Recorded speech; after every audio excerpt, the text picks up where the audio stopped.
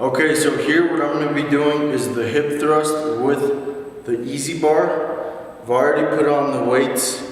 Make sure you put on the clips so the plates don't fall off. You grab the bar and you put it on your hips. And then you come down, lay on the bench.